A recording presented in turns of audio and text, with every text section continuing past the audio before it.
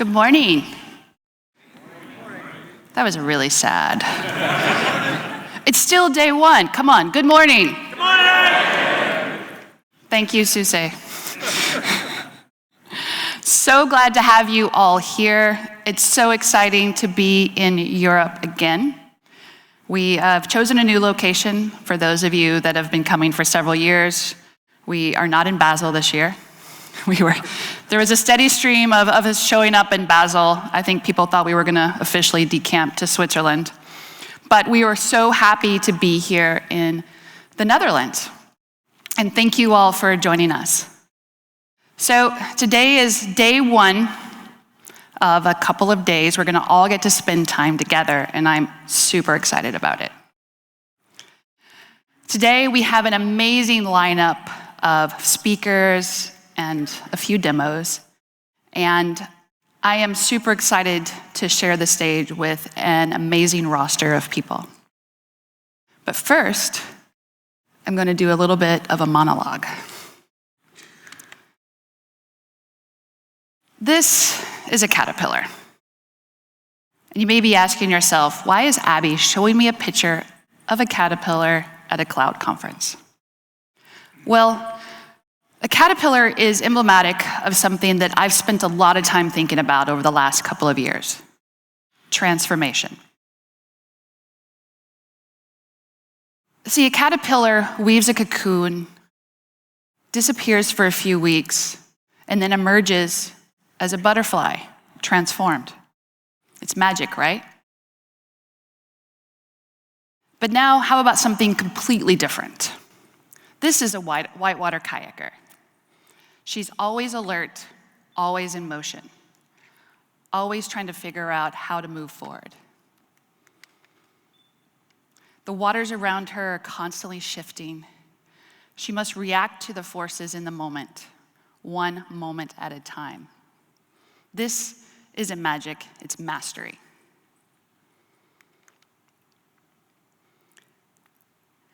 So let's talk about enterprises today. Some of you work for enterprises, some of you don't. But let's all pretend that we, right now, work for an enterprise. And that's something I'm really empathetic about these days because it's a very tough job. In an enterprise, what does your existing technology portfolio look like? Where do you want to go? Are you being as innovative and iterating as quickly as you possibly can? In fact, are you a caterpillar? Are you a kayaker?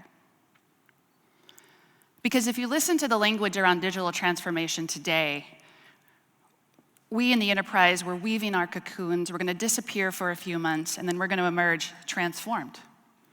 We're done, we're digitally transformed, we're there. We've accomplished our goal. But we all know the journey's a little harder than that. Because real transformation is not about adopting a shiny new technology or a couple of new technologies. It's about adapting to a world that's now ordered around technology. The next new and shiny thing is actually a river rapid of new and shiny things, and it's not slowing down. So the reality is we're all kayakers now.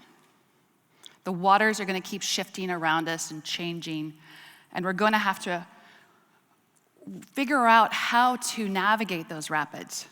Our strengths will be tested, and our success will be measured by our ability to master these new rapids. But what does this mean for you and the work that you're doing? Well, as we think about the future, we need to make sure that we have plans for learning, continuously learning and adapting. It means that choice is critical. And finally, and importantly, abstraction is paramount. We need to be able to abstract the technologies and give us the optionality as we evolve. So whether you're a CIO, a COO, a software developer, or a lead of your business, you're gonna have to focus on horizons further ahead than the next new and shiny thing.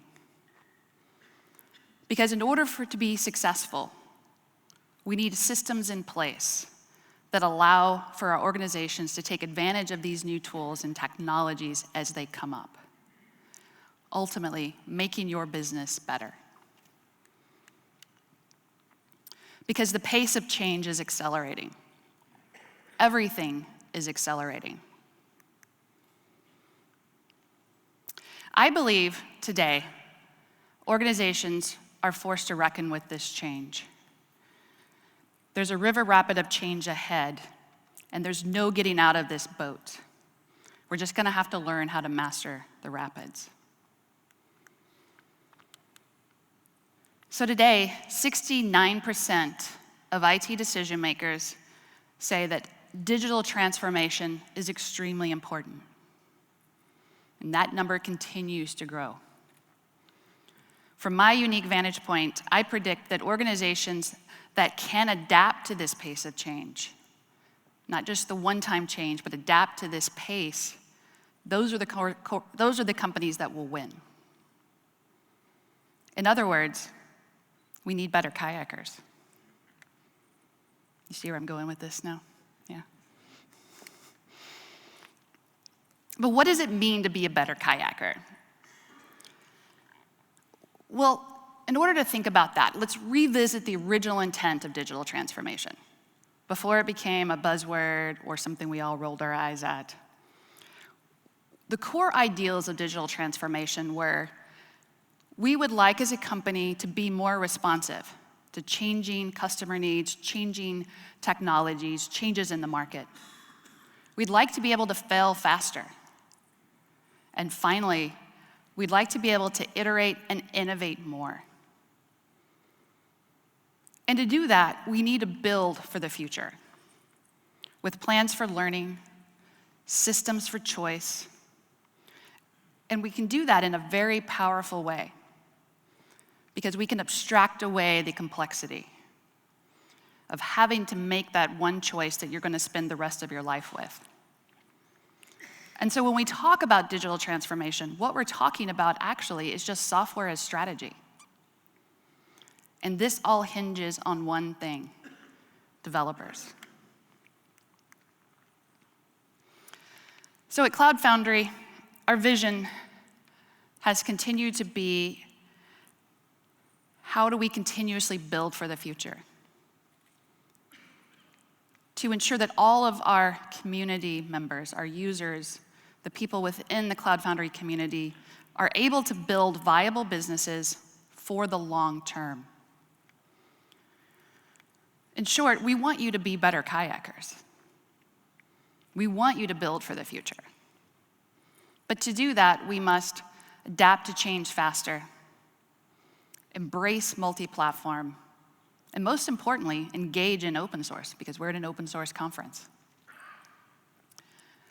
But what does that actually mean? It means that our vision of an integrated platform that provides the best experience for developers is still relevant today. But we also need to evolve and change, balancing quickly changing technologies, particularly in the cloud native space, but continuing to adhere to our core vision, the developer experience.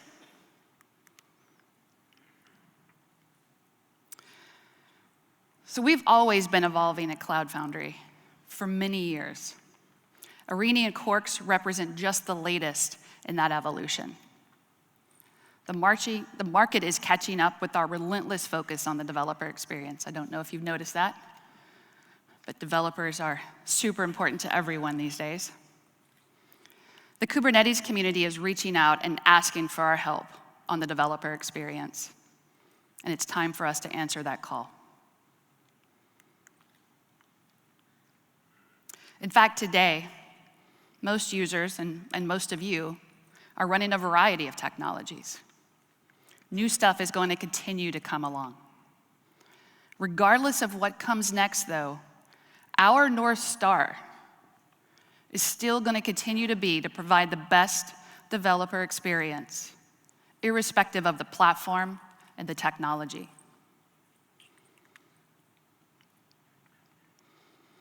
But we're an open source, which is an amazing place to be these days. Open source is fueled 100% though by an engaged community. And it's our goal every year to continue to improving the experience of our developers, to cultivate that community, and to strengthen the ecosystem that supports all of this. Because ultimately, open source is a virtuous cycle. When we free up developers and allow them to focus on innovation, they add even greater value to the enterprise. In fact, 66% of enterprise IT decision makers say that open source unlocks value for their organization. So open source remains a key strategy. In Cloud Foundry, we automate everything. The goal is to allow developers to focus on less on fixing problems and more on building new solutions. And they can bring that back to the platform, back to the community, back to the technology that's at our core by contributing ideas, feedback, and code. This strengthens the entire ecosystem, which leads to stronger developers and a stronger ecosystem. And when that cycle is working at its best, it's all of you that benefit. In addition to these long-held goals, we continue to work with you, our community, to deliver the best open source developer experience for the entire industry. This means largely on top of Kubernetes with the Arini and Quarks projects. But let's not forget what got us here. This is all built on the amazing work and the years and years of development effort put into building the Cloud Foundry that we know today. Projects like Diego have made Cloud Foundry the success that it is. In fact, over half the Fortune 500 are shaping the future of their companies on Cloud Foundry right now. And I want to talk about a few of those companies here today. We're in the Netherlands, so we thought we'd start with the Netherlands bank, a local bank, Rabobank. Rabobank is the third largest bank in the Netherlands.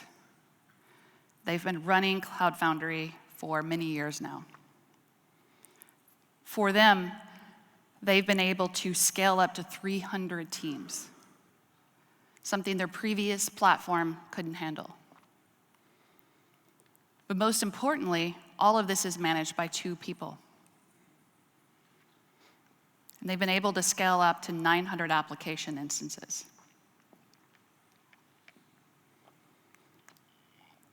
Let's talk about another company, Thales. For those of you from the UK, you probably recognize the brand. They're the largest aerospace and defense contractor. They started off with their journey with a digital factory with just 10 people in Paris. That's now scaled up to more than 200 in the digital factory. And they're opening new digital factories across the world today. For them, they've been able to speed up their MVP process, achieve high degrees of application availability, and most importantly, allow their developers to spend most of their time coding. Because that's where we all want to be, right? Spending our time coding, writing products, and getting them into the market. And last, but certainly not least, did want to shout out to Sky,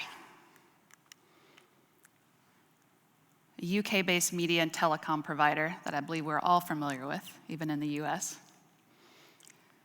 With 23 million customers across Europe, they're a very big presence in the world. They've been running Cloud Foundry for many years, have been able to scale up to 3,000 requests per second for their mobile services. They've got more than 300 developers working on new applications and new services and new capabilities. And they're able to use across 4,000 containers, using this platform to address a lot of their streaming services that they've built out today. These are just a few of the amazing companies that exist within the Cloud Foundry community that are doing amazing things.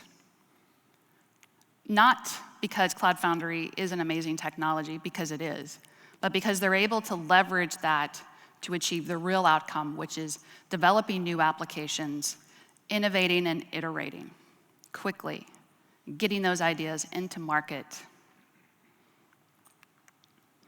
And all of this is made possible by you, the Cloud Foundry community. I've shown you these logos before, but just take a look at the caliber of company you keep. Because Cloud Foundry has been built to serve the full spectrum of users.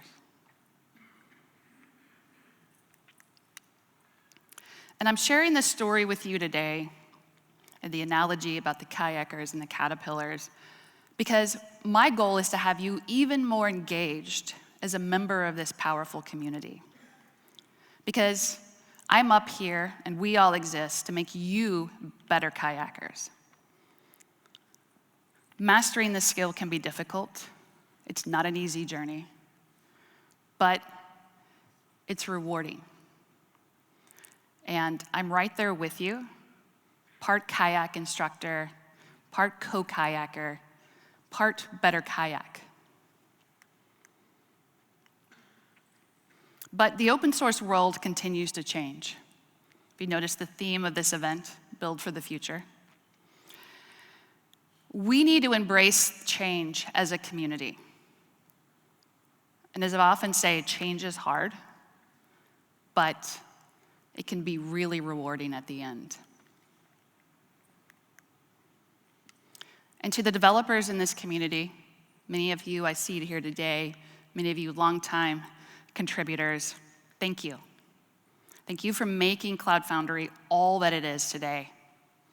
Your engagement, your participation, your showing up here helps us be the strong community that we are today.